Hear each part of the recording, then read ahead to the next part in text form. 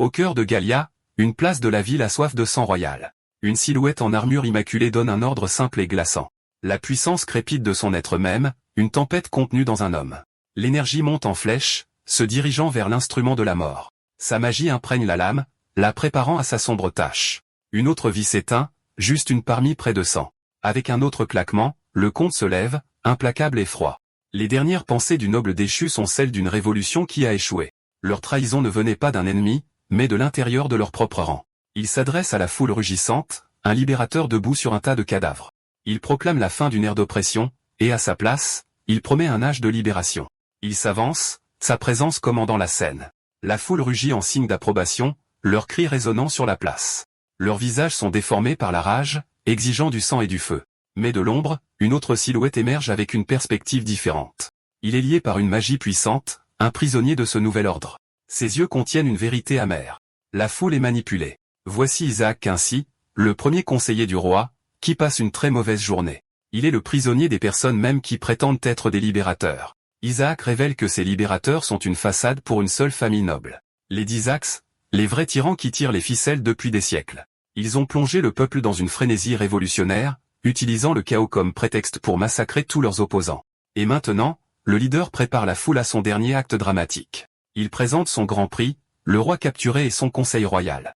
Mais Isaac sait que la couronne n'est qu'un accessoire pour leur nouvelle marionnette. Le leader jette alors de l'huile sur le feu avec une accusation choquante. Il affirme que les membres de la famille royale se sont alliés à des démons, ce qui plaît toujours à la foule, sacrifiant des milliers de leurs propres sujets dans une soif de pouvoir. Le leader condamne les membres de la famille royale, sa voix résonnant sur la place en frénésie.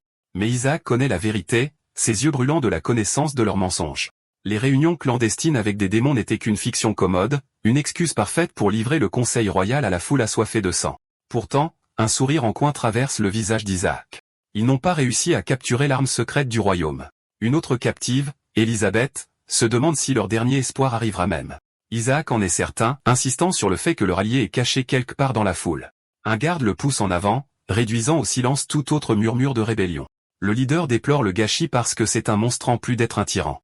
Il saisit le visage d'Élisabeth, lui disant qu'il ne lui reste que quelques minutes à vivre. Le leader fait une suggestion ignoble pour ses derniers instants, mais une voix perce la tension, exigeant qu'il la lâche. Il met Élisabeth de côté, continuant à narguer ses captifs avec des mots cruels. Et juste comme ça, la patience du mystérieux nouveau venu est épuisée. Le leader essaie d'appeler ses soldats, mais son ordre est interrompu. Une tempête d'éclairs dorés éclate, détruisant tout le monde sur la plateforme. Le tyran est pris dans l'explosion, son casque se fissurant sous la pression. Ces hommes réalisent avec horreur que leur prisonnier brise le charme de restriction. Les gardes se démènent pour renforcer le sort, leur seul plan étant plus de magie.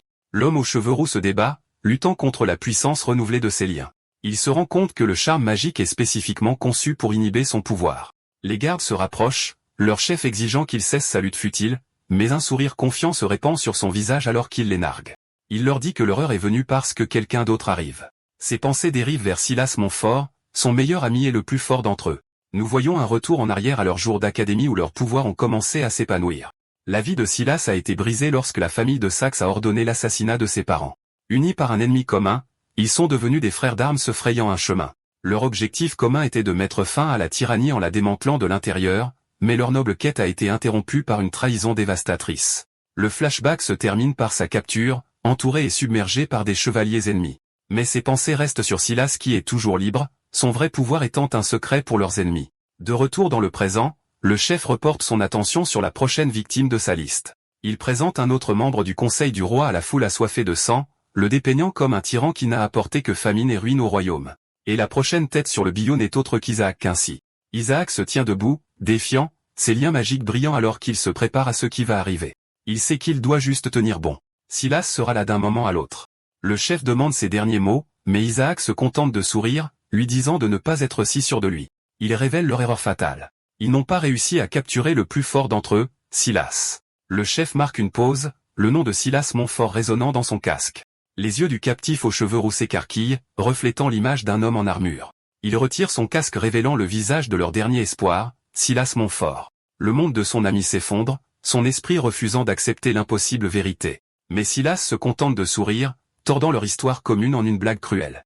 Même Isaac est stupéfait alors que Silas rejette nonchalamment leur foi désespérée en lui. Il admet qu'ils suivaient leur plan depuis le début, mais pour une équipe différente. Ses yeux sont froids alors qu'il révèle son mobile. Les désaccès étaient plus convaincants. Il remet son casque redevenant le tyran sans visage qu'il combattait. Son ancien frère d'armes ne peut que regarder, écrasé par l'ultime trahison. L'esprit du captif revient en arrière, se souvenant de leurs 20 ans de lien. Ils étaient des frères d'armes se reposant après une autre bataille durement gagnée. Mais dans le présent, le sourire de Silas est froid et vide. Il dit à son vieil ami de ne pas le prendre personnellement. Les affaires sont les affaires. Et sur ce, il ordonne que son ancien frère soit guillotiné. Le captif hurle finalement son nom, la trahison s'enfonçant comme un couteau. Il réalise que Silas a condamné à lui seul tous leurs camarades. Son chagrin se transforme instantanément en rage pure et sans mélange. Silas reste impassible, un monument à sa propre traîtrise. Alimenté par la fureur, le captif libère un torrent de puissance destructrice brute. Un seul point de haine brûlante se reflète dans son œil. La plateforme entre en éruption alors que sa rage prend une forme monstrueuse. Il rugit, son visage tordu par le chagrin et une puissance brute et indomptée. L'onde de choc traverse la scène, envoyant des corps voler. Les gardes s'écrient avec incrédulité alors qu'il brise ses liens. Enfin libre, il se jette en avant avec une intention meurtrière. Un chevalier abat son épée dans le but de mettre fin au saccage, mais la lame s'arrête net à quelques centimètres de sa cible. Ses yeux brûlent d'un défi qui frise la folie. Il attrape l'épée d'acier avec ses dents, ce qui n'est pas idéal pour son plan dentaire. Il brise la lame d'acier avec une seule morsure furieuse. Silas ordonne à ses soldats de maîtriser le captif déchaîné, mais il se déplace comme un fantôme, les abattant dans un flou rouge. L'ordre passe de la capture à la mise à mort alors que les archers prennent position. Ses yeux brûlent d'un feu froid, toute émotion étant remplacée par la vengeance. Il invoque un fouet d'énergie pure, déviant facilement leur volée. Sa rage se manifeste sous la forme d'une bête spectrale. La créature s'écrase en détruisant tout sur son passage. Il se tient au milieu du chaos, un maelstrom de magie et de fureur. Paniqués, les gardes se précipitent pour renforcer le charme d'inhibition. Les gardes parviennent finalement à l'entourer, leur cercle magique s'embrase. Il hurle son angoisse, rappelant à Silas leur fraternité brisée. Mais Silas est complètement impassible, décidant qu'il est temps de mettre fin à ce petit drame. Le poids combiné de leur sort force le captif à s'agenouiller. Silas décide de prendre les choses en main, tissant un puissant sort. Un immense seau doré éclate sous son ancien ami, amplifiant les contraintes. Le sort s'abat avec une force immense, l'épinglant à la scène en bois. Il lutte contre la pression écrasante, son corps criant de protestation. Silas songe que si vous voulez que quelque chose soit bien fait, vous devez le faire vous-même. Les nouvelles contraintes dorées le lient complètement, le laissant totalement impuissant. Silas attrape son ancien ami, le seau doré brûlant d'une puissance absolue. Il est jeté sans effort à travers la scène, un jouet cassé pour un nouveau tyran. Forcé dans la guillotine, il exige de savoir pourquoi il a été trahi. Silas s'éloigne, lui assurant froidement qu'il n'a rien fait de mal. Il n'était qu'un pion dans un jeu beaucoup plus vaste et impitoyable. Un pion, précise Silas, qui avait finalement survécu à son utilité. Avec un claquement de doigts familier et effrayant, l'ordre final est donné. La lame tombe en un éclair, mettant fin à la vie d'un héros trahi. Ses dernières pensées sont d'incrédulité alors que son monde s'estompe dans le noir, une dernière protestation silencieuse contre une fin qu'il n'avait jamais vue venir. Mais son esprit refuse de s'éteindre, allumant une dernière étincelle dans le vide. Ses yeux s'ouvrent brusquement, se retrouvant non pas dans l'oubli mais ailleurs. Il se réveille dans un monde de feu et de chaos, se demandant si c'est son jugement dernier.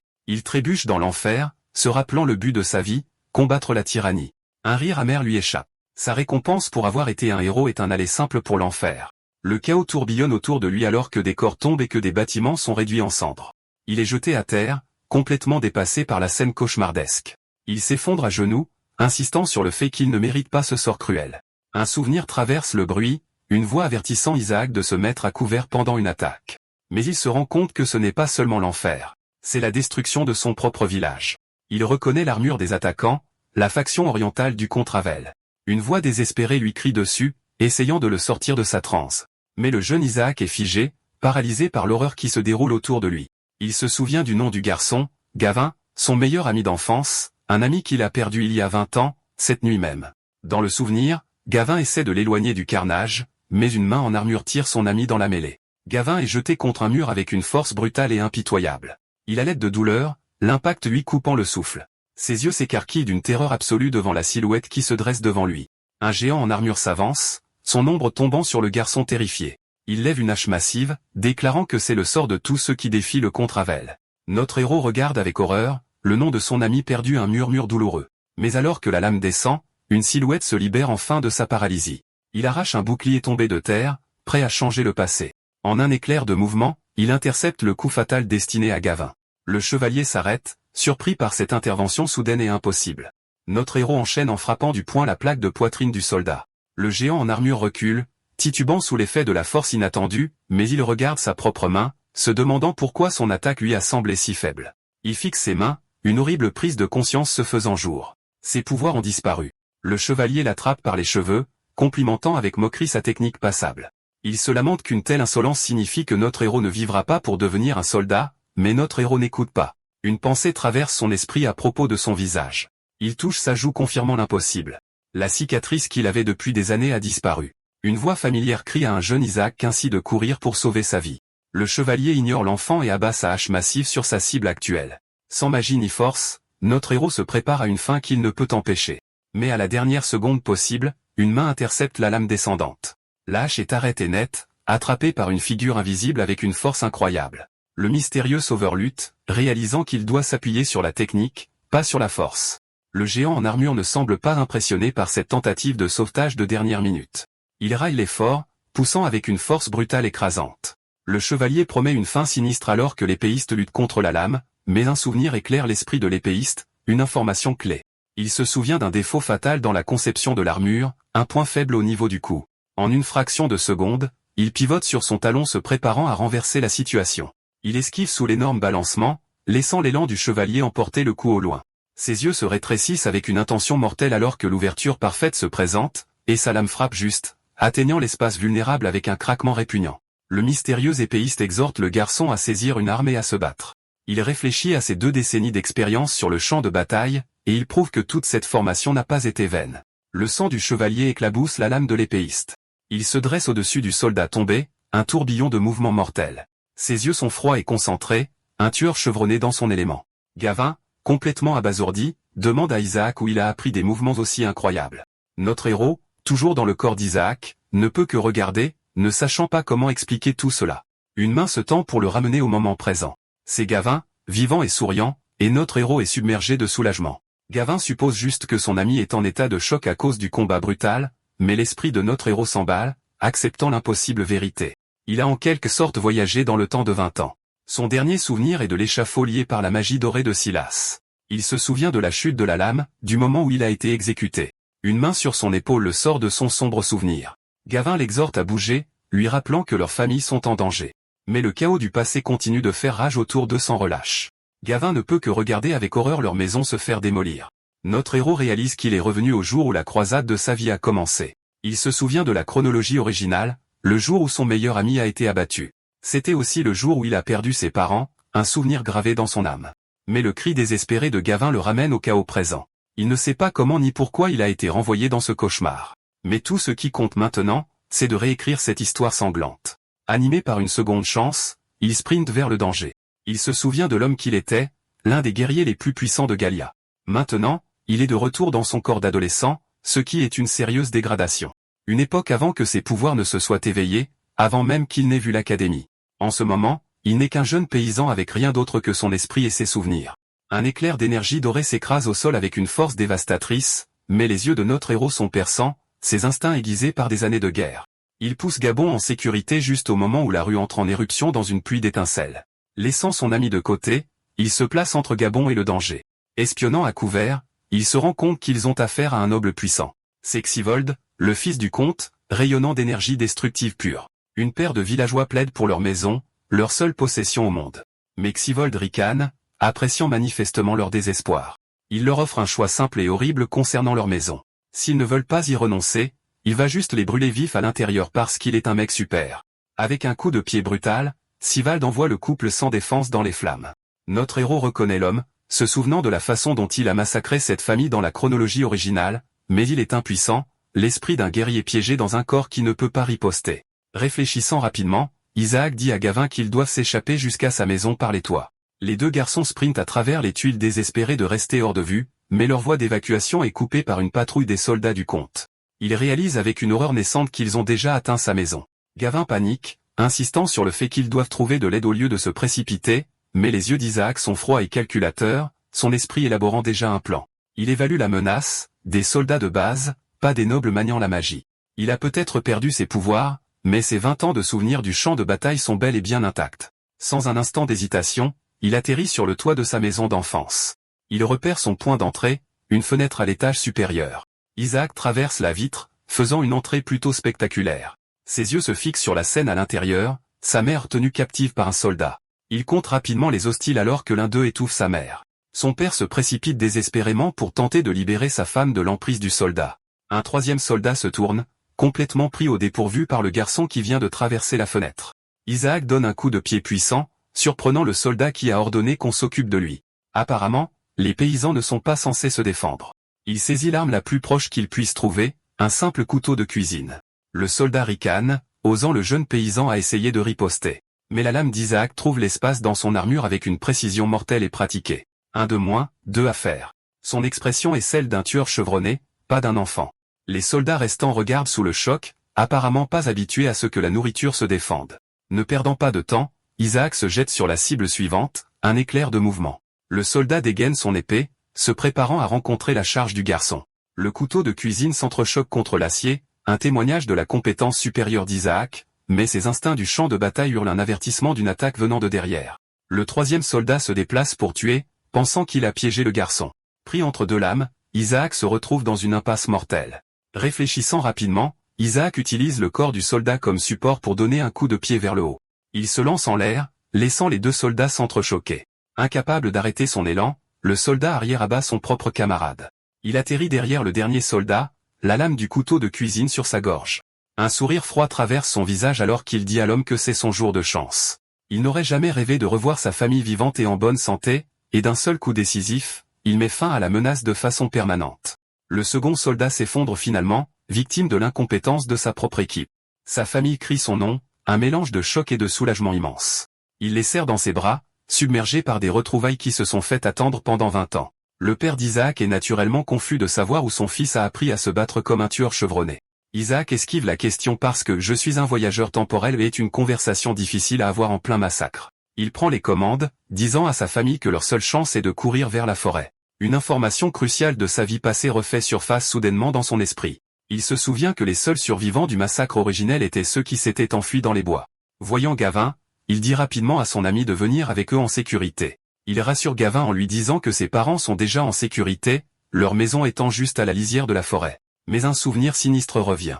Alors que les parents de Gavin ont survécu, Gavin lui-même n'a pas survécu. Il fait le serment silencieux que cette fois, son ami rentrera chez lui.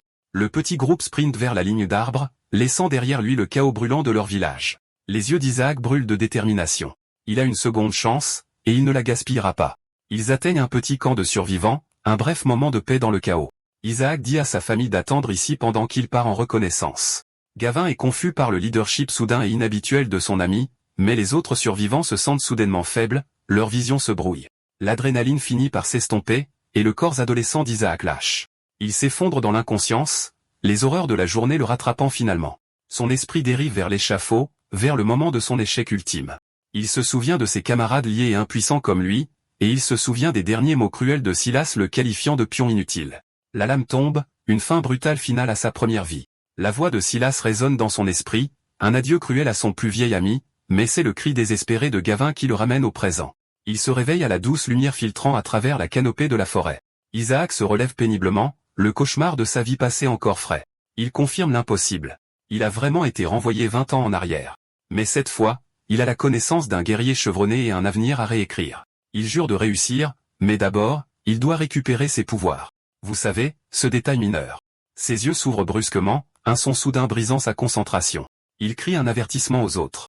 Les gardes du comte les ont trouvés. Les yeux d'Isaac se rétrécissent avec une sombre certitude. La chasse est loin d'être terminée. Il s'avance seulement pour trouver son ami Gavin agenouillé dans la terre. Il appelle le nom de son ami, une question suspendue dans l'air. Son père explique la sombre vérité. Les soldats ont attrapé les parents de Gavin. L'esprit d'Isaac chancelle, refusant d'accepter cette nouvelle réalité horrifiante. Il se souvient avec une certitude absolue que dans sa première vie, ils ont survécu. Son père essaie de le réconforter, lui suggérant de laisser Gavin un peu seul. Mais Isaac ne peut que fixer, le chagrin de son ami un rappel frappant de son échec. La ligne temporelle se fracture, ses souvenirs ne sont plus un guide fiable. Il exige de savoir pourquoi ils ne se sont pas échappés alors que leur maison était si proche de la sécurité, son père explique, son expression lourde des sombres détails. Le fils du comte, Zévold, a trouvé ses soldats tombés et est entré dans une rage, et Isaac réalise avec une certitude écrasante que tout cela est de sa faute. En sauvant ses propres parents, il a par inadvertance signé l'arrêt de mort de Gabin. Il frappe du pied le sol, submergé par la culpabilité et l'impuissance. La paisible canopée de la forêt semble se moquer de son tumulte intérieur. Il regarde vers les cieux, s'adressant à toute force cosmique qui l'a renvoyé. Il se demande si cette seconde chance est un cadeau ou simplement une punition plus cruelle, mais la main de son père sur son épaule le retire de son désespoir. Il rappelle à Isaac que les vrais méchants sont les Ravles, les architectes de cette tragédie. Les mots de son père sont un baume, disant à Isaac qu'il est fier de lui d'avoir sauvé Gavin. Les louanges transpercent son désespoir, lui rappelant qu'il ne peut pas simplement déplorer son sort. Il serre le poing, jurant d'utiliser ses 20 années d'expérience amère pour écraser leurs ennemis. Il sait qu'il doit tirer le meilleur parti de son seul véritable avantage, et cela commence par réveiller ses pouvoirs puisqu'il peut à peine gérer un seul soldat en ce moment. Un nouveau serment se forme, reflété dans ses yeux. Cette fois, il les protégera tous. Ses pensées se tournent vers Madeleine, sa petite sœur, un rappel douloureux de ses échecs passés. Après la mort de leurs parents, sa quête aveugle de vengeance l'a conduit à la laisser derrière lui. Elle a été laissée aux soins du chef du village, l'homme responsable, un homme qui, à première vue, ressemble à un ancien du village parfaitement digne de confiance.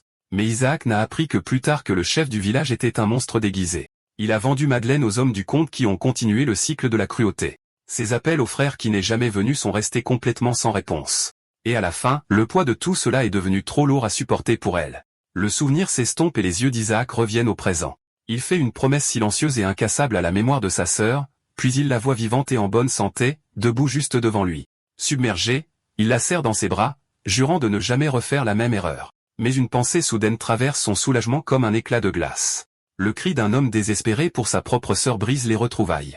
Le garçon explique que sa sœur est maintenant sous la garde du chef du village, et Isaac réalise avec horreur que le fait de sauver sa famille a condamné celle de Gavin. Il attrape Gavin en avertissant frénétiquement qu'il ne faut pas faire confiance au chef du village. Mais Gavin est confus, lui rappelant que l'homme est leur chef de village respecté. Et comme on parle du loup, le maire arrive pour voir ce qui se passe. Les yeux d'Isaac s'écarquillent en voyant le visage de l'homme qui a détruit la vie de sa sœur. Le maire s'approche, feignant l'inquiétude pour le garçon en deuil. Mais Isaac voit clair dans son jeu, il sait que ce salaud cache son vrai visage. Il offre de fausses consolations, et Gavin, qui n'y voit que du feu, le remercie pour sa gentillesse. Isaac se détourne, sachant qu'il ne sert à rien de discuter. Personne ne le croirait. Feignant l'épuisement, Isaac s'excuse, disant qu'il a besoin d'un moment pour digérer tout ça. Alors que le soleil se couche, le ciel brûle du souvenir des feux de la journée. La nuit tombe sur la forêt, apportant un silence tendu et fragile. Il se souvient de sa première vie, de sa fuite vers les montagnes après avoir perdu sa famille.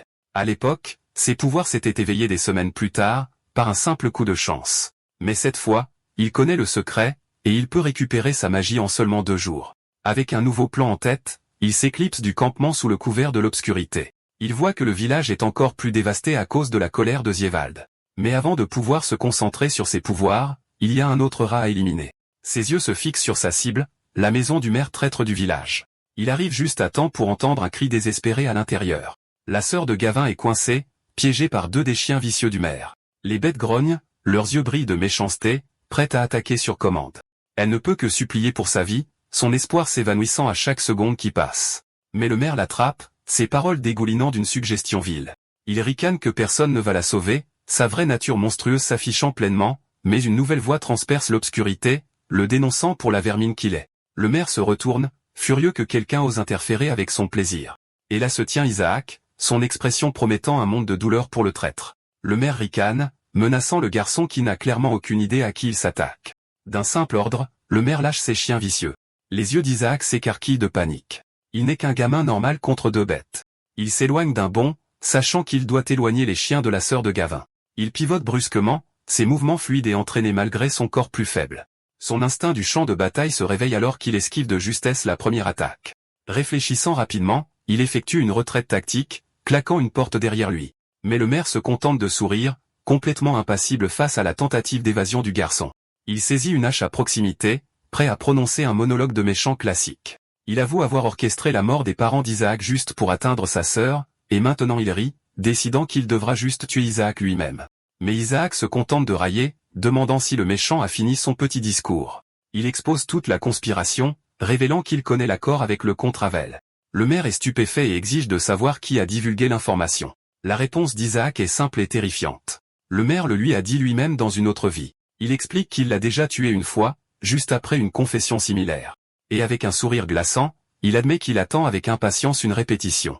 La conversation étant terminée, Isaac se précipite en avant avec une vitesse fulgurante. Le maire balance sa hache, se révélant étonnamment rapide. Mais pour un homme avec 20 ans d'expérience au combat, ses mouvements sont risiblement prévisibles. Isaac se faufile devant sa garde, sa propre lame prête à en finir une fois pour toutes. La lame d'Isaac coupe profondément, versant le premier sang dans leur danse mortelle. Le maire fixe avec incrédulité, incapable de comprendre l'habileté du garçon. Il rejette l'attaque comme un coup de chance et abat sa hache avec une fureur renouvelée. Mais Isaac esquive facilement le coup, contrant avec une puissante charge corporelle. Il exploite son avantage, son couteau étant un flou d'intention mortelle. Le maire halète, exigeant de savoir où un garçon paysan a appris de tels mouvements. Isaac l'informe froidement que sa seule préoccupation devrait être la fin douloureuse qui arrive. Il se lance dans les airs, visant à mettre fin au combat avec un seul coup de pied décisif. Mais le maire révèle son atout. C'est un utilisateur de magie. Parce que, bien sûr, il l'est. Une vague d'énergie dorée jaillit, envoyant Isaac voler à travers la pièce. Isaac serre les dents, son esprit chancelant face à l'agression magique inattendue. Il s'écrase contre le mur, réalisant avec une horreur naissante que le maire manie l'électricité. Il se souvient de sa première vie, où tuer cet homme était banal une fois ses propres pouvoirs éveillés.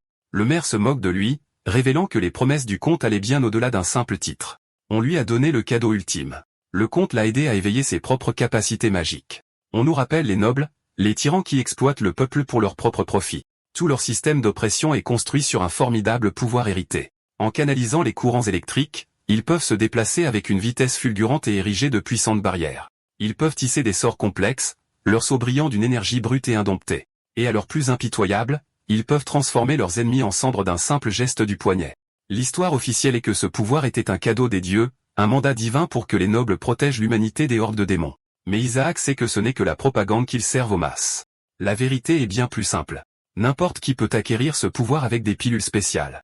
Une drogue secrète concoctée par les nobles pour accorder le don d'électricité. Le maire confirme que la promesse du comte était réelle alors que le pouvoir le traverse. Il rêve de quitter ce village et de prendre sa place parmi l'élite, mais Isaac se contente de sourire, lui disant qu'il n'est qu'un pion jetable dans leur jeu. Enragé, le maire lance une autre décharge, fatigué du défi du garçon. Mais Isaac voit la vérité. L'homme est un novice, contrôlant à peine ses nouvelles capacités. Isaac sait qu'il peut battre cet amateur, mais sans ses pouvoirs, un contact et il est littéralement cuit. Il esquive une autre attaque sauvage, son esprit cherchant une faille dans les attaques négligées de l'homme. Et puis il la voit, une étincelle d'idée dans le coin de la pièce, une bobine de fil de cuivre, un conducteur parfait pour la magie incontrôlée de son adversaire. Le conseiller rugit, promettant qu'il ne reste plus d'endroit où le garçon peut fuir. Avec son plan en place, Isaac saisit la bobine, prêt à renverser la situation. Il sait que c'est un coup risqué, un pari désespéré avec une seule chance de réussir. Il attache rapidement une extrémité du fil, posant la première pièce de son piège. Il traverse la pièce en courant, déroulant le fil tandis que le conseiller se rapproche. L'autre extrémité est fixée à une épée et un bouclier décoratif, créant un circuit mortel. Il enroule le fil autour d'une poignée de porte en métal, mettant en place la dernière pièce de son piège. Le circuit continue jusqu'à un lourd lustre en fer suspendu au plafond. Avec tout en place, Isaac a juste besoin que son adversaire lui donne son meilleur coup. Un sourire confiant se répand sur son visage. Le plan est simple mais efficace. Il provoque le conseiller, lui demandant comment il peut se dire noble s'il ne peut pas toucher un simple paysan. L'homme rugit de fureur, tombant complètement dans le piège à méchant le plus classique du livre. Il libère une énorme décharge incontrôlée d'éclairs dorés, fatigué des jeux. Les yeux d'Isaac se rétrécissent, sachant que c'est exactement le moment qu'il attendait. Il lance la bobine de fil directement dans la trajectoire de l'attaque entrante. L'énergie brute frappe le cuivre, transformant le piège improvisé d'Isaac en un fil sous tension. Une étincelle de triomphe illumine les yeux d'Isaac. Son plan désespéré fonctionne parfaitement. Avec un dernier coup de pied calculé, il envoie la bobine voler en position. Le conseiller est pris au dépourvu alors que le fil est traversé par sa propre électricité redirigée. La toile de cuivre l'enveloppe, un conducteur pour sa propre chute spectaculaire. Il trébuche, complètement déjoué par le garçon qu'il avait considéré comme un simple paysan. Isaac révèle son piège. Chaque esquive était une chance de tisser une toile chargée par les attaques de son ennemi. Le visage du conseiller se tord d'horreur, réalisant qu'il a été manipulé dès le début. Isaac déclare la victoire alors que le piège se referme, retournant le pouvoir de l'homme contre lui. Le méchant est projeté en arrière, désespérément empêtré dans sa propre prison électrifiée. Ses cris sont réduits au silence alors qu'il est consumé par la magie même qu'il maniait avec tant d'arrogance. Le conseiller s'agenouille dans l'épave, demandant comment un simple garçon a pu le vaincre. Isaac se tourne, son expression traduisant une légère contrariété que l'homme respire encore. Il admet même qu'il est un peu surpris que le type ait survécu à une électrocution auto-infligée de cette ampleur. Mais alors qu'Isaac ramasse un couteau, la résistance du conseiller se transforme rapidement en marchandage désespéré. Il offre à Isaac une place parmi les nobles, une récompense du comte pour son talent. Mais les yeux d'Isaac sont froids, lui demandant comment il ose supplier après ce qu'il a fait à sa sœur. Le conseiller est confus, insistant sur le fait qu'il n'a pas touché à Madeleine, dans cette chronologie en tout cas. Isaac domine simplement le lâche qui rampe, sa patience étant complètement épuisée. Le fantôme de son futur moi se matérialise derrière lui, une promesse de la vengeance à venir. Il précise que peu importe la vie, leurs rencontres se termineront toujours de la même manière. Et d'un seul coup brutal, Isaac tient sa promesse de destruction. Le règne de terreur du conseiller se termine dans une mare de son propre sang sur le sol. La menace étant neutralisée, Isaac se tourne vers la sœur de Gavin, l'exhortant à s'échapper. Mais il réalise rapidement que la pauvre fille s'est évanouie à cause de la terreur que cela a provoqué. Il prend un moment, le poids de ses actions s'installant dans le silence soudain. La soulevant doucement, il promet de la réunir avec son frère, Gavin. Mais son évasion est interrompue par l'autre système de sécurité du conseiller. Il ouvre la porte d'un coup de pied, seulement pour être accueilli par deux chiens très en colère, très gros. Apparemment, ils ne sont pas trop contents de la récente destitution de leur propriétaire, mais les yeux d'Isaac sont remplis d'une sombre détermination. Il n'est pas sur le point d'échouer maintenant. Les chiens autrefois vicieux ont maintenant l'air d'avoir vu un fantôme. Apparemment, un changement de direction était tout ce dont ils avaient besoin pour se comporter correctement. De retour au camp des survivants, Gavin est perdu dans le désespoir, attendant le retour de son ami, mais un bruit soudain provenant de la porte le sort de son deuil. Il se précipite sur ses pieds en appelant le nom de sa sœur alors qu'Isaac entre.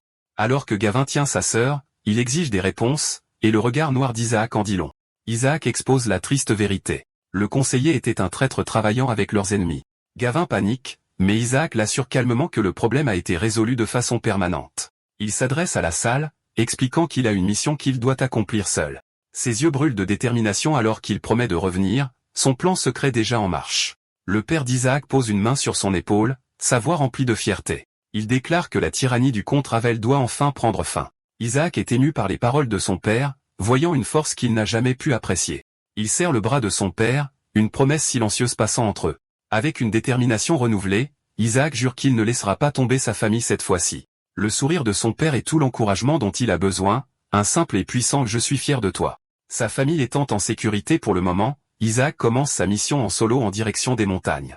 Il s'avance dans la nature sauvage parce que rien ne dit mission secrète comme une randonnée dramatique en montagne. Sa destination est le sommet, un endroit qui détient la clé de son pouvoir perdu. Il se souvient de sa première vie, comment il s'est enfui vers ces mêmes montagnes après avoir tout perdu. Il se souvient avoir erré pendant des semaines, perdu dans un brouillard de deuil et de vengeance. Il s'était effondré sur cette même montagne, s'abritant sous un vieil arbre usé par les intempéries, et c'est à ce moment que toute sa vie a changé à jamais. Un éclair de foudre pure et indomptée s'était abattu des cieux.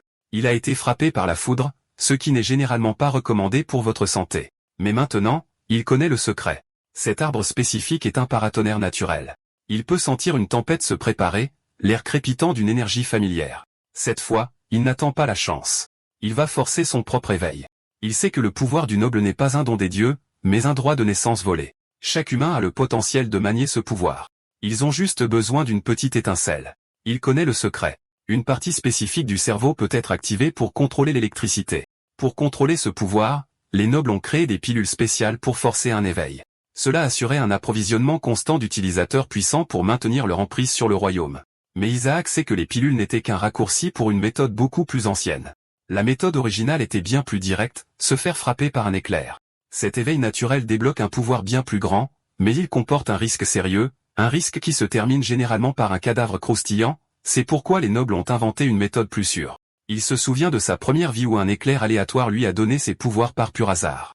Un éclair à proximité confirme que la tempête est là. Maintenant, il a juste besoin d'attendre son heure. Il ferme les yeux, prêt à accueillir l'éclair qui changera son destin. Les yeux d'Isaac se fixent sur le ciel alors que l'éclair parfait commence à se former. Une énorme fourche d'énergie dorée déchire les nuages et se dirige droit sur lui. Il rugit dans la tempête, prêt à revendiquer le pouvoir qui alimentera sa vengeance.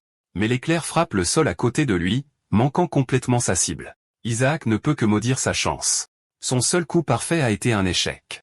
Il sait avec une sombre certitude qu'une autre occasion comme celle-ci ne se présentera pas.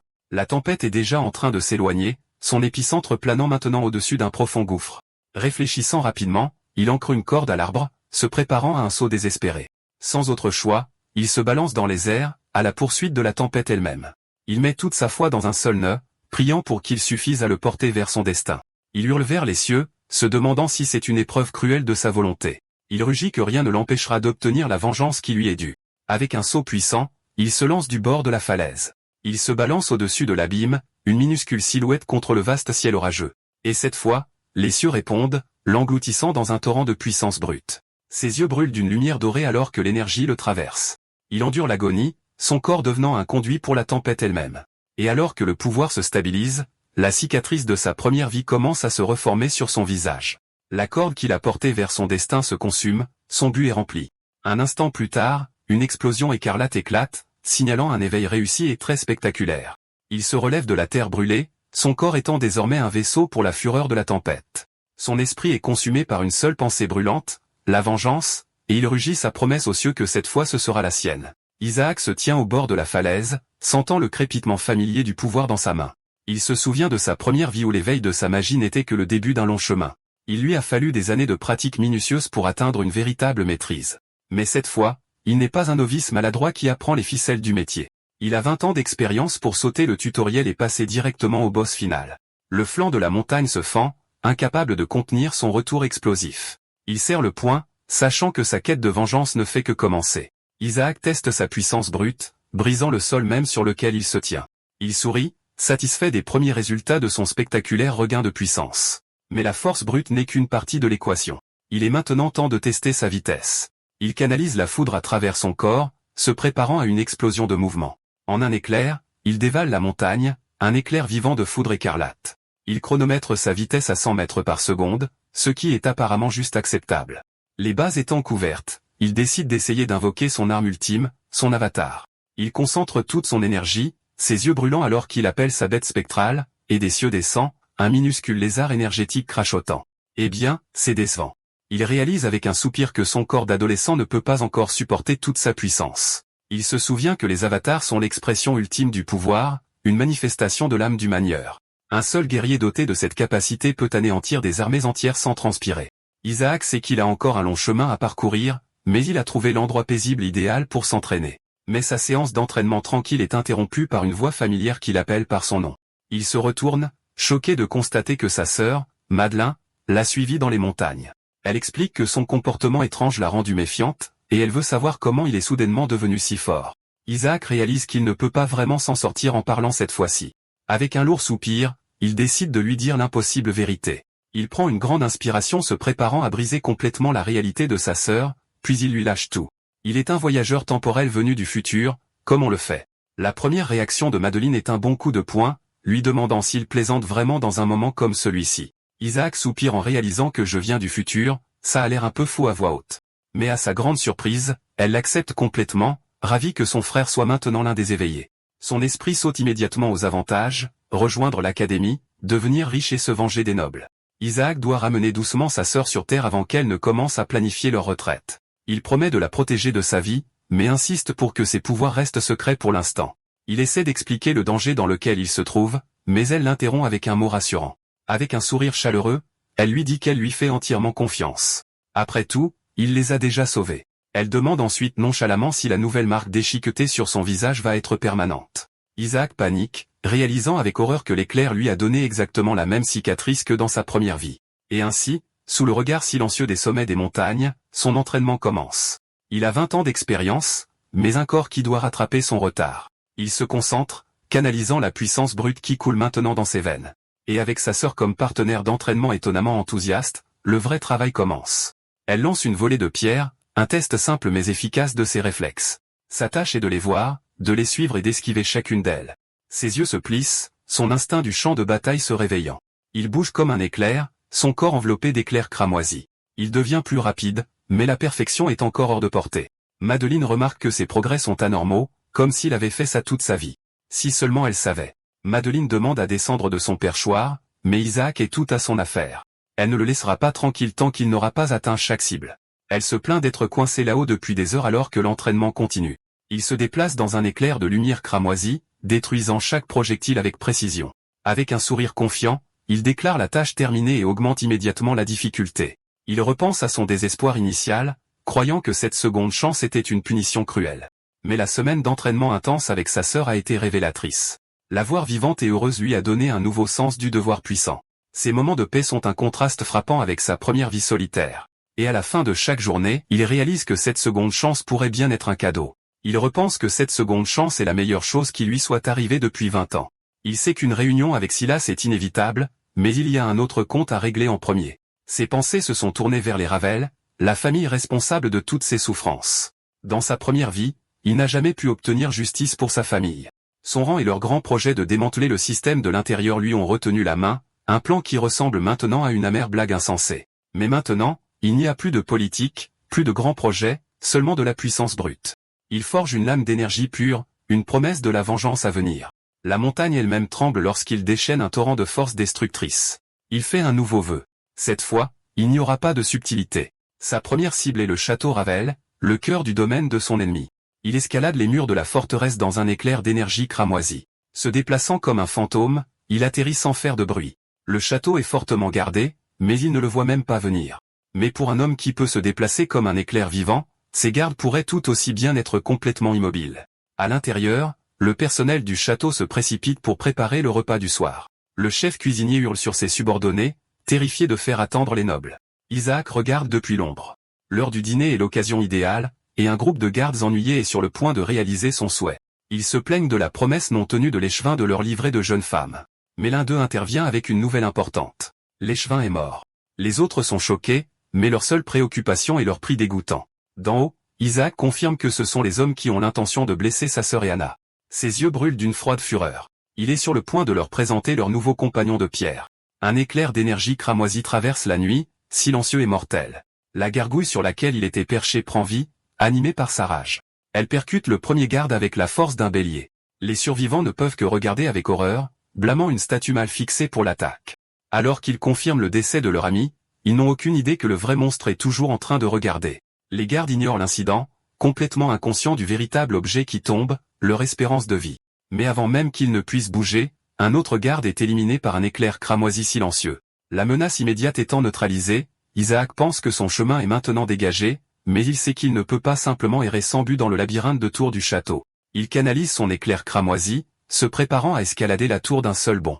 Dans un éclair d'énergie pure, il grimpe en flèche sur le mur de pierre, laissant une traînée de lumière rouge. Du sommet, il aperçoit enfin sa cible, les quartiers personnels du comte. Sans hésiter un instant, il saute par-dessus les toits vers son but. Il décide de descendre, une approche systématique de son siège en solitaire. Il trouve rapidement une porte fortement gardée, certain que le comte est juste de l'autre côté. Sa main crépite d'énergie cramoisie alors qu'il jure de faire payer au comte ses crimes. Les gardes n'ont même pas le temps de terminer leur défi avant qu'il ne frappe. Il descend d'en haut dans un éclair, beaucoup trop vite pour qu'il puisse comprendre. D'un simple contact, il canalise son pouvoir directement dans l'arme du garde. Le soldat ne peut que hurler alors qu'il est submergé par l'énergie brute et indomptée. Isaac soulage calmement l'homme de son épée puisqu'il n'en aura plus besoin. Il gâche la fête, annonçant sa présence au comte et à son fils. Ses yeux brûlent d'une froide fureur alors qu'il dit au noble qu'il est temps de payer sa note de boucher. Mais le comte Ravel se contente de jeter un coup d'œil, l'air plus ennuyé que menacé. Sival sirote son verre avec suffisance comme s'il s'attendait à de la compagnie depuis le début. Zivold sourit, ayant prédit que le tueur de l'échevin viendrait frapper à la porte. Mais le comte doute qu'un simple paysan ait pu tuer leur pion magique. Il suppose qu'Isaac a dû voler les pilules d'éveil de l'échevin. Sivold fait ensuite une blague grossière, demandant si les pilules fonctionnent comme annoncé. La patience d'Isaac s'amenuise alors que les railleries du noble deviennent encore plus viles. Toute la famille éclate de rire, leur mépris pour les roturiers est pleinement affiché. Pour eux, il n'est rien de plus qu'un insecte à écraser. Mais Isaac en a fini de jouer, confirmant qu'il a tué leur pion traître. Xival encaisse juste un pari avec suffisance. Apparemment, la trahison est un sport familial. Le comte bâille, admettant que son fils a une meilleure compréhension de la mentalité paysanne. Le comte poursuit son discours, se moquant de la sauvagerie du peuple. Mais son monologue est interrompu par un éclair d'énergie cramoisie sur sa table. Isaac demande au comte s'il connaît un certain surnom peu flatteur. Il révèle que les hauts nobles de la capitale l'appellent le cochon bedonnant. Isaac se souvient de sa première vie, où l'élite aimait se moquer des seigneurs provinciaux. Les yeux du comte brillent de fureur, son orgueil stupéfait par les paroles du paysan. Isaac inclut ensuite la comtesse, les traitant de père de cochon. Il s'avère que même les tyrans se font harceler. La comtesse est furieuse, son propre pouvoir magique s'éveillant. Elle libère une énorme explosion d'énergie dorée, promettant de le brûler vif. Mais quand la fumée se dissipe, Isaac est complètement indemne de son attaque. Isaac sourit, la narguant avec un nom ignoble et demandant si c'est tout ce qu'elle a. La comtesse est stupéfaite, son esprit refusant d'accepter qu'il soit complètement indemne. Elle décide de monter les enchères, se préparant à libérer toute la puissance de sa magie. Mais Isaac a déjà une longueur d'avance, sa main est un éclair cramoisi. Ses yeux s'écarquillent lorsqu'elle réalise que quelque chose ne va pas avec son propre pouvoir. Le comte explique sa faille fatale. C'est une novice qui a sauté tous les tutoriels de sécurité. Il ne peut que crier le nom de sa femme, complètement impuissant à arrêter ce qui va arriver. Isaac sait qu'il suffit d'une seule étincelle pour transformer son pouvoir en bombe. Et d'un coup de poignet, il fait détonner l'énergie instable dans une énorme explosion. Le comte ne peut que regarder avec horreur sa femme se faire consumer par sa propre magie. Sivald hurle d'horreur, le nom de sa mère est un cri désespéré et furieux. Il regarde sa forme tomber, exigeant de savoir ce qu'Isaac a fait. Mais Isaac est déjà derrière le comte, promettant des retrouvailles familiales rapides. Enragé, Sivold libère sa propre foudre dorée, refusant de laisser un paysan gagner. Mais Isaac rencontre l'attaque de front, son pouvoir cramoisi se heurtant à l'or du noble. Son instinct du champ de bataille crie un avertissement. Le comte attaque par derrière. Il esquive juste à temps alors que deux explosions d'énergie entrent en collision là où il se tenait. Le comte le nargue, peu impressionné par les manœuvres d'évasion désespérées du garçon. Il s'approche lentement, donnant une conférence à Isaac sur la folie de défier ses parieurs. Le comte rassemble son propre pouvoir, se préparant à mettre fin lui-même à ce petit soulèvement paysan. Le comte promet de brûler le village d'Isaac jusqu'au sol, son propre pouvoir s'éveillant. Mais Isaac se contente de sourire, prêt à raconter une petite histoire au cochon. Il déclare que le loup est enfin à la porte, et qu'il est temps de récolter. Sivold hurle pour sa mère, se précipitant en avant dans une rage aveugle et vengeresse. Mais pour un homme avec 20 ans d'expérience au combat, l'attaque est risiblement lente. Il évite sans effort le coup, trouvant toute la démonstration plutôt pathétique. Il sait que leur magie induite par des pilules ne peut rivaliser avec son pouvoir naturellement éveillé, mais un faisceau d'énergie violette traverse l'air, lui rappelant qu'il s'agit d'un combat à 2 contre 1. Il se rend compte qu'affronter à la fois le père et le fils pourrait en fait être un défi. Le comte est un vétéran, chronométrant parfaitement ses attaques pour prendre Isaac au dépourvu. Le comte crie à son fils de frapper pendant qu'Isaac est distrait. Il se précipite en avant, sa propre magie prête à écraser le garçon par derrière. Mais Isaac reste sur ses gardes, prêt à les affronter tous les deux en même temps. Ses yeux brûlent de puissance, sa concentration est absolue. Il intercepte les deux attaques simultanément, un bouclier vivant contre leur puissance combinée. D'un seul coup décisif, il déclare échec et mat au comte stupéfait. Il tourne ensuite son attention vers Xivuld, sa poigne est comme un étau de fer. Il se moque de leurs revendications de droit divin, sa main crépitant d'intentions meurtrières. Et avec une dernière explosion brutale, il décide qu'il est temps de laver leurs péchés. Le comte ne peut que hurler d'horreur alors que son fils est consumé par la tempête cramoisie. Le comte rugit de fureur, sa propre magie violette s'éveillant. Il libère une vague d'énergie massive, avec l'intention d'anéantir le garçon. Mais quand la poussière retombe, Isaac est complètement indemne. Le comte exige de savoir qui est ce monstre qui a envahi sa maison. La réponse d'Isaac fait froid dans le dos au noble. Il n'est qu'un paysan, un moins que rien qui a souffert de la cruauté du comte toute sa vie. Et maintenant, il a finalement décidé que ça suffit. Le comte comprend enfin, réalisant que le pouvoir d'Isaac vient d'un éveil naturel. Il se lamente que ce paysan lui ait tout pris. Mais Isaac se contente de sourire, lui disant qu'il a simplement nettoyé la porcherie. Le comte rugit de défi, avertissant que les nobles ne pardonneront jamais cela. Il insiste sur le fait que le tuer ne fera que signer l'arrêt de mort d'Isaac. Mais les yeux d'Isaac sont froids et inébranlables, complètement insensibles à la menace. Le comte pointe le pendentif sur sa poitrine, le symbole de son autorité noble. Isaac se contente de railler, arrachant le bijou bon marché du cou du comte. Le comte se débat sur le sol, criant qu'un paysan est indigne de toucher la gouttelette de sang. Il continue ses menaces désespérées, promettant que les hauts nobles traqueront Isaac. Mais Isaac examine calmement le pendentif, disant au comte de ne pas en être si sûr. Son propre pouvoir cramoisi se reflète dans la gemme, une promesse d'un nouvel ordre, et il déclare que cette fois, c'est lui qui chassera. Et avec une dernière entaille brutale, Isaac met fin au règne de terreur du comte.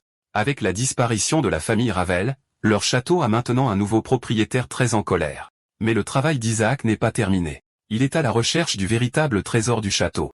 Son esprit est fixé sur un seul prix, un minéral rare connu sous le nom d'arcanite. C'est un minerai précieux utilisé par les nobles pour amplifier leurs pouvoirs électriques, et Isaac se souvient que le comte se vantait que ses terres en étaient riches. Il est certain que le vieux cochon en a amassé une énorme quantité dans sa chambre personnelle. Il trouve rapidement la pièce dans un coffre au trésor d'apparence très suspecte. Renonçant au besoin d'une clé, il fait simplement sauter la serrure avec sa magie. Mais à l'intérieur, il ne trouve qu'un seul morceau du précieux minerai. Quelle déception! Isaac maudit le manque de compétences du comte à accumuler. Il espérait trouver assez d'arcanite pour forger une arme. Mais ce petit éclat est loin de la lame légendaire qu'il doit fabriquer. Malgré tout, avec les Ravel disparus, il sait que son village a une brève période de paix. Il faudra du temps aux nobles pour envoyer un remplaçant, surtout avec le chaos qu'il prévoit. Il est certain que la capitale aura bientôt des problèmes bien plus importants qu'une province éloignée. Cela signifie que sa famille sera en sécurité pendant qu'il s'inscrit à l'académie, ce qui est un bon plan à long terme. Il est impatient de voir leur visage quand il leur dira qu'il est l'un des éveillés. Ses pensées dérivent vers sa première vie, un sombre rappel de la différence des choses. À l'époque, il avait dévalé la montagne, croyant qu'il venait de se faire électrocuter. Il est à peine revenu au village avant de s'effondrer, hébété. Il se souvient des villageois se précipitant à son secours, le trouvant faible et désorienté. Ils avaient crié son nom, inquiets pour sa sécurité alors qu'il essayait de minimiser. Et à ce moment-là, il avait invoqué sa toute première étincelle de magie incontrôlée. Le village entier avait célébré, le saluant comme leur nouveau protecteur. Il était leur espoir, un noble né de leur propre rang pour les protéger de la tyrannie. De retour dans le présent, il sourit, impatient de revoir leur visage cette fois-ci. Mais son sourire s'efface lorsqu'il réalise que le village est complètement et étrangement silencieux. Son esprit s'emballe avec les pires possibilités, se demandant si une autre attaque a eu lieu. Il se déplace dans un éclair d'énergie cramoisie, abandonnant toute tentative d'entrée décontractée. Entrant chez lui, il crie après sa sœur et son ami, le cœur battant d'effroi. Il entre sur la place du village, la trouvant étrangement calme et dépourvue de toute lutte. Mais le silence est brisé par le son d'une fête surprise. Isaac est complètement stupéfait lorsque le village entier éclate en un chœur d'acclamation. Il l'assaille de questions, le saluant comme leur nouveau noble protecteur. Sa mère rayonne de fierté en demandant une démonstration de ses nouvelles capacités. Isaac lance un regard noir à sa sœur, lui rappelant que cela était censé être un secret. Madeleine admet timidement qu'elle ne l'a dit qu'à une ou deux personnes, plus le reste du village. Les enfants du coin se rassemblent autour, les yeux grands ouverts d'émerveillement et avec 1 million de questions. Leurs imaginations s'emballent avec des contes de son pouvoir divin, implorant un spectacle. Isaac essaie de les décourager doucement, mais l'excitation de la foule est impossible à contenir. Il est stupéfait de voir même les adultes se joindre, implorant juste une petite étincelle. Avec un soupir las, Isaac cède, acceptant de leur montrer quelques tours de fête. La foudre cramoisie crépite dans sa paume, une énergie familière et dangereuse. Il façonne le pouvoir en un cheval au galop, éblouissant la foule avec un simple spectacle de lumière. Les villageois éclatent en acclamation, le nom du nouveau héros résonnant sur la place, mais la célébration est interrompue par le bruit de lourds pas qui approche. Une nouvelle voix l'appelle par son nom, et Isaac se tourne pour faire face à l'invité inattendu. Un guerrier massif vêtu d'un loup émerge, identifiant Isaac comme le nouvellement éveillé. Ses yeux sont froids lorsqu'il révèle qu'il sait qui était assez fort pour tuer les Chevins. Isaac le reconnaît instantanément, Rishak, le chef infâme des loups d'argent. Eh bien, tant pis pour rester discret. Rishak révèle que les Chevins étaient un ancien loup d'argent, un fait qui complique les choses, et il est ici pour défendre leur honneur en tuant l'homme qui l'a abattu. Isaac ne le nie pas une seconde, admettant qu'il est celui qui a mis fin au traître. Rishak est d'accord, admettant que leur ancien camarade était un salaud. Mais un code est un code, et il est lié par l'honneur de le venger de toute façon. Mais l'attention d'Isaac est attirée par la gemme incrustée dans la garde de l'épée. Il la reconnaît instantanément, l'arcanite rare qu'il recherche. Rishak sourit alors et frappe du poing sur la gemme, activant sa puissance. La lame s'enflamme d'énergie alors qu'il défie officiellement Isaac en duel à mort. Les villageois essaient de le mettre en sécurité, mais Isaac n'a pas l'intention de reculer. Isaac remarque que son adversaire est fort, mais sans sang noble, il ne peut pas manier l'électricité. Il ignore les protestations frénétiques de Gavin et emprunte une fourche pour le duel à venir. Il rassure calmement son ami qu'être un éveillé change un peu les règles. Les yeux fixés sur l'épée d'Arcanite, Isaac accepte le défi sans hésitation. Il essaie de déplacer le combat vers un endroit plus sûr, mais Rishak a d'autres projets plus immédiats. Le chef des loups d'argent ne perd pas de temps et lance une première frappe dévastatrice. Isaac part le coup, réalisant que son adversaire utilise la foule comme bouclier humain. Il crie aux villageois de reculer, son souci pour eux l'emportant sur sa concentration. Il est forcé de se battre sur la défensive, incapable de libérer toute sa puissance destructrice. Rishak se moque de son hésitation, sachant que le garçon a peur d'électrocuter son propre peuple. Isaac réalise que ce n'est pas le premier rodéo de Rishak. L'homme sait comment combattre un éveillé. Il plante ses pieds, enfonçant la fourche dans la terre pour plus d'effet de levier. Avec un pivot rapide, il se prépare à renverser la situation sur son adversaire. Il sait qu'il ne peut pas risquer de déclencher une attaque à grande échelle avec des civils à proximité, mais il peut toujours canaliser sa puissance directement dans la fourche, la transformant en une arme mortelle. Rishak est impressionné, complimentant la compétence du garçon alors que leurs armes se heurtent. Isaac se baisse sous un coup puissant, ses mouvements fluides et précis. Il sait que sans magie, les mouvements de Rishak sont prévisibles pour un œil entraîné. Avec un rugissement, Isaac passe à l'offensive, prêt à mettre fin à ce petit duel. Il lance la fourche électrifiée, transformant un simple outil agricole en un projectile rapide comme l'éclair. Mais Rishak part facilement le coup, peu impressionné par la première vraie attaque du garçon. Les yeux d'Isaac se rétrécissent. Il sait que ce combat est loin d'être terminé. Il se rend compte qu'il ne peut pas utiliser sa pleine vitesse sans mettre en danger les villageois innocents, mais un nouveau plan se forme, une façon de contrôler sa puissance explosive. Il utilise la fourche comme point d'ancrage, pivotant avec une vitesse incroyablement contrôlée. Rishak est pris au dépourvu, surpris par le changement tactique soudain du garçon. Isaac lance un coup puissant, forçant le chef des loups d'argent sur la défensive. Il voit sa chance, plantant la fourche dans la terre pour créer un point de lancement. Avec un saut puissant, il vise un coup décisif dans le dos exposé de son adversaire. Mais Isaac écarquille les yeux d'incrédulité car son attaque rebondit sans danger. Rishak complimente la force du garçon, mais révèle qu'il a quelques tours dans son sac. La peau de loup sur son armure se transforme soudainement en un animal vivant et respirant. Isaac écarquille les yeux en réalisant ce qu'il regarde.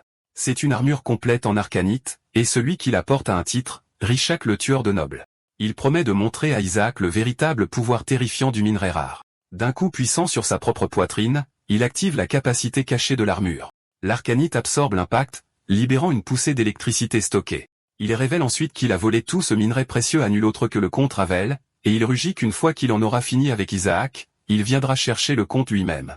Il se vante qu'Isaac sera le 6e monstre de foudre à rejoindre sa liste de victimes. Isaac sent l'immense puissance qui émane de l'armure de son adversaire. Rishak se déplace à une vitesse fulgurante, abattant sa lame avec une force explosive. Mais l'attention d'Isaac est divisée. Tout le village regarde depuis les coulisses. Il sait qu'il ne peut pas libérer toute sa puissance sans risquer des vies innocentes. Sa famille ne peut que regarder avec terreur, leurs espoirs étant placés dans leur nouveau protecteur. L'habileté de Rishak avec l'armure d'arcanite est clairement d'un autre niveau, mais Isaac voit une faiblesse, un moyen de retourner ce pouvoir emprunté contre son utilisateur. Nous avons une petite leçon sur l'arcanite, le minerai le plus précieux au monde. Ses propriétés uniques lui permettent de stocker et d'amplifier l'énergie électrique, un secret que les nobles utilisent depuis des générations pour améliorer leurs armes et armures. Mais pour ceux qui n'ont pas le don, le minerai est une bombe à retardement. Surcharger sa capacité, et il explose avec des résultats spectaculaires et peu conviviaux. Isaac sourit, réalisant que l'armure de Rishak fonctionne probablement avec une batterie à $1. Rishak est impressionné, complimentant le gamin sur sa durabilité surprenante.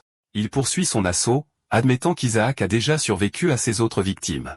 Alors que Rishak monologue sur son passé tragique, l'esprit d'Isaac est déjà sur la solution. Le chef des loups d'argent a juré d'effacer jusqu'au dernier noble de la terre. Et comme Isaac est maintenant l'un des éveillés, il est officiellement sur le point de se faire abattre. Mais Isaac a un plan. Il pose sa main sur le sol pour préparer sa contre-attaque. Rishak bondit pour tuer, promettant qu'Isaac ne fera pas exception à sa croisade. Rishak saute en l'air promettant de couper Isaac en deux, mais Isaac voit sa chance, sachant qu'il doit tout donner pour la saisir. Rishak rit, impressionné qu'Isaac se batte mieux que ses précédentes victimes. Il abat sa lame pour le coup fatal, mais le timing d'Isaac doit être parfait. Il attend, les yeux rivés sur la lame descendante, le moment parfait pour agir. Et à la dernière seconde possible, il attrape le poignet du guerrier, arrêtant le coup. Rishak ricane, se moquant du garçon pour avoir choisi de bloquer au lieu d'esquiver. Il pense que c'est une erreur fatale, mais Isaac ne fait que commencer. Avec une expression calme, Isaac déclare que le combat est déjà terminé. Ses yeux brûlent d'une lumière cramoisie alors qu'il révèle son véritable avantage, la compétence plutôt que la force brute. Il révèle son atout. Il a dopé l'arcanite avec son propre pouvoir, une injection directe d'énergie brute, bien plus que ce que l'armure était censée contenir. Rishak ne peut que crier alors que le pouvoir emprunté se retourne contre lui dans une poussée violente. Il est projeté en arrière, consumé par l'énergie même qu'il pensait contrôler. La surcharge explose dans une énorme explosion, secouant toute la place du village. Lorsque la poussière retombe, l'épée légendaire du tueur de nobles s'écrase au sol. Rishak halète, son corps complètement grillé par la rétroaction électrique incontrôlée. Il s'effondre à genoux, son armure n'étant plus qu'un presse-papier fumant très coûteux. Isaac soupire, sachant qu'il faut des années d'entraînement pour gérer ce genre de puissance brute. Ses amis se précipitent en avant, appelant son nom dans un mélange de soulagement et d'inquiétude. Les villageois se précipitent aux côtés d'Isaac, leur soulagement est palpable. Mais Rocha ne peut que regarder, son esprit refusant d'accepter sa défaite. Il exige de savoir comment un simple garçon a pu le vaincre. Isaac explique calmement qu'il a simplement retourné le propre pouvoir du guerrier contre lui. Le tueur de nobles est stupéfait par la simplicité et l'efficacité brutale de la tactique. Il accepte son sort, demandant à Isaac de lui accorder une fin de guerrier. Avec un sourire fatigué, il ouvre ses bras, prêt pour le coup final. Mais Isaac ferme simplement les yeux et lui fait une passe difficile. Les yeux de Rishak s'écarquillent d'incrédulité, complètement décontenancé par le refus. Il rugit qu'Isaac ne peut pas lui refuser une mort honorable. Apparemment, il existe des règles pour ce genre de choses. Isaac explique qu'il n'est pas un mercenaire. Il suit un code différent, plus noble. Il appelle cela le code des protecteurs, un livre de règles qu'il écrit clairement à la volée, un code qui stipule que le perdant doit devenir le vassal fidèle du gagnant. Il pointe le guerrier abasourdi, exposant les termes de sa reddition. Et il déclare que Rishak, le légendaire tueur de nobles, doit maintenant le servir. Rishak est déconcerté, se demandant comment ce gamin en sait autant sur lui. Isaac se penche, révélant qu'ils ont un objectif commun et dévorant, un désir partagé de voir toute la noblesse corrompue réduite en cendres. Isaac ajoute qu'un homme de son talent serait un atout précieux pour la cause. Et avec une tape sur la poitrine, il donne au guerrier son premier ordre officiel, protéger ce village. Isaac expose son plan. Les loups d'argent protégeront sa maison pendant qu'il ira dans la capitale. Il s'y rend pour préparer une sorte d'accueil spécial pour la noblesse corrompue. Rishak considère les paroles du garçon en voyant le même feu de vengeance dans ses yeux. Avec un signe de tête respectueux, le légendaire tueur de nobles accepte sa nouvelle mission. Il fait un vœu solennel, une promesse scellée avec l'honneur d'un guerrier. Tant qu'il respirera, aucun mal ne sera fait à ce village ni à ses habitants. Mais Isaac a une dernière demande plutôt audacieuse pour son nouveau vassal. Il informe nonchalamment Roshok qu'il va emprunter son épée légendaire, vous savez, pour la garder. Il explique que la gemme d'arcanite incrustée dans la poignée est exactement ce dont il a besoin. Et ainsi Isaac prend le minerai précieux et forge une nouvelle arme au cœur des flammes. Il explique son choix de design, un travail sur mesure pour mieux canaliser sa puissance électrique. En gros, il invente la prochaine décennie de technologie militaire, se donnant une sérieuse longueur d'avance. En enroulant rapidement la poignée, sa nouvelle arme est prête pour la route. Il rengaine la lame, symbole de son nouveau chemin et de la vengeance qu'il apportera. Maintenant que sa maison est en sécurité, Isaac fait un adieu sincère à tout son village. Sa sœur, ses amis, et même son nouveau vassal, Reshak, sont là pour le saluer. Sa famille lui fait signe au revoir, leur visage rempli de fierté et d'espoir pour son voyage. Toute la communauté lui souhaite bonne chance, leur foi reposant désormais sur ses épaules. Il leur lance un dernier sourire confiant, promettant de revenir dès qu'il le pourra. Et sur ce, Isaac s'éloigne, sa mission solo enfin en cours.